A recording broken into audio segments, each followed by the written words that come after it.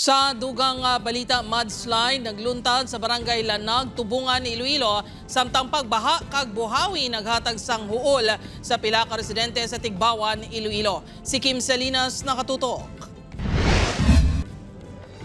Nagkalapalid ang atop, nagkalaguba ang pila ka parte sang balay, kag nagkalatumba ang kahoy. Ini ang epekto sang ginapayag buhawi nga nag-agi sa barangay Buyuan, Tigbawan, Iloilo kahapon.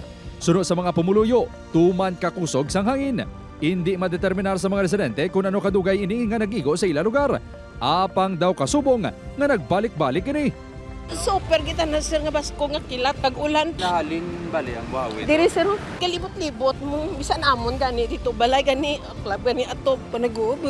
Delikado gani amo nga way kung magwaay. Sa record sang barangay, 8 kabalay ang nahalitan sang buhawi. 7 diri ang totally damaged kag isa ang partially damaged.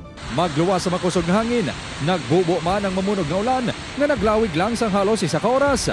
Resulta, 80 ka mga pamilya ang nakaesperyensya sa pagbaha. Nadulaan man sang supply sang kuryente ang barangay bungod sa malain nga tiyempo. Kay last time, hindi siya gani kadangat sa tuhod. Kahapon, as in malabot, nagkidya ang half na gid sang lawas. Kaya kami gimpang buligan nga gimpang salbar lang ilangan na mga gamit. Sunod sa pag-asa, hindi madeterminar kung may buhawi gid man nga nagluntad sa Tigbawan kahapon.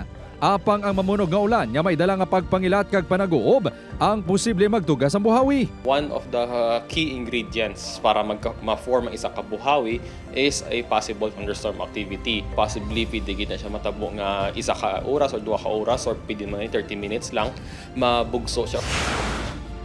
Samtang makit-an sa sining nga video ang pagduludo sang tubig nga may dala sang lutak. Nag-ano dinhi kag nagtumba sang pila ka motorsiklo sa kilid sang dalan. Ang mudslide ang nagluntad sa barangay Lanag Norte sa Tubungan, Iloilo kahapon sang hapon.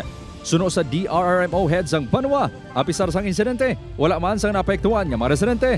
Kay nasang aga nagpatigayon sang clearing operation ng local government unit. Temporaryo man naging suspender ang klase sang bulutuan sa barangay nga naagyan man sang mudslide. So situate na mo nga clear ang area para nga basi ko may mga matukad kag mahilig man no pabla mo nang medyo dako-dako ang volume sang tubig sang duta tungod nga heavy rains nga nag-trigger gid sa duta nga malandslide siya. Upod kay Cirilo Renduque, Kim Salinas, 1 Western Visayas.